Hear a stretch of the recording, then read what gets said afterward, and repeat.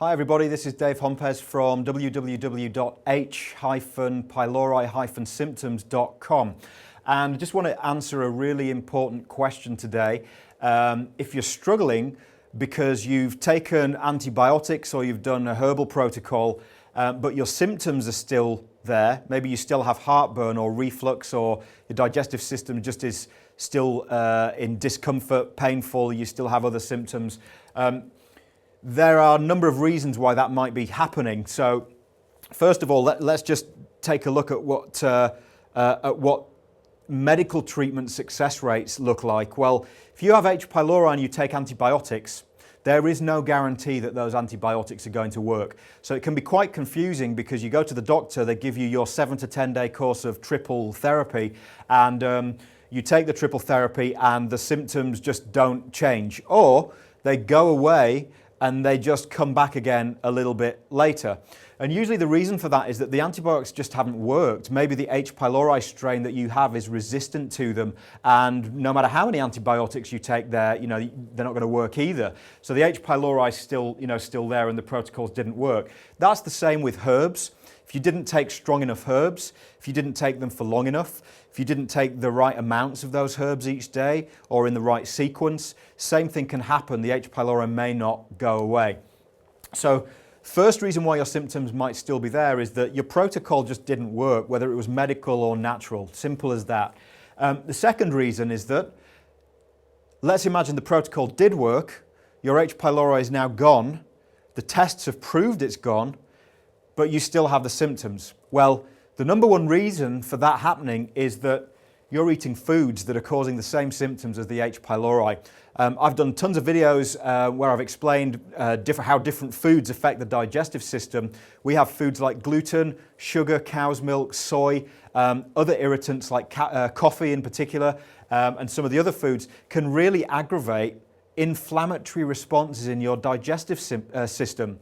And they will cause the same symptoms as H. pylori. So if you have not changed your diet and you still have symptoms and the H. pylori is gone, then I really strongly recommend looking on the end of your fork or what's in your spoon to find out why you still have those symptoms. I've seen so many people whose symptoms just vanished when we changed their diet round. It's just completely unbelievable, literally unbelievable. So look no further than the end of your fork. It's a very inexpensive way to get rid of your symptoms if the foods that you're eating are aggravating the problem. Let's just say you changed your diet and you got rid of H. pylori, and on the test there is no H. pylori, and you're doing everything right with your diet protocol. Maybe you're even following the diet protocol that I recommend for H. pylori, but the symptoms are still there. The number one reason for that is that you actually have more than one digestive infection living in your system. And it's very, very common to see H. pylori with 1 or 2 or even 3 or even 4 other digestive bugs. My record, I was working with a professional footballer, literally a Premier League footballer in the UK, which is really high, highest standard pretty much that you can get.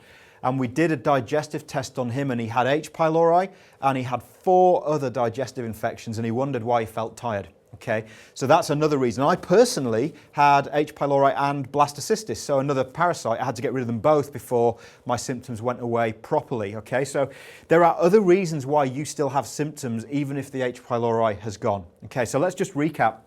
If you still have symptoms, you followed your programs, whether it's been a medical program or a natural program, and the symptoms are still there. Reason number 1, the program just didn't work. The H. pylori is still there. Reason number 2, the H. pylori has gone away, but you now have food aggravating your digestive tract, and that's what's causing the problem.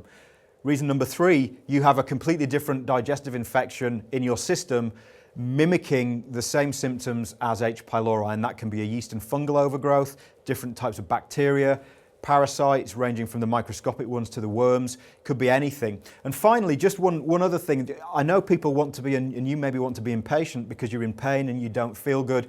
You've got to give your body a chance to heal. So maybe the irritant has gone, maybe you got rid of the H. pylori in the foods, but there's still tissue damage from the battle that was going on previously. It takes a bit of time for that to heal. You know, if I get a razor blade and cut my arm now, just because I take the razor blade away, it doesn't mean that the wound is going to heal immediately. You've got to give your system a chance to calm down and settle down. But if you do have any questions about this, there's lots of information at the website, so please feel free to visit h-pylori-symptoms.com, and hopefully there'll be some stuff there that you can use to end the confusion and to hopefully get you into better health very, very quickly. I'm Dave Hompez, and I hope you found the information helpful. Thanks.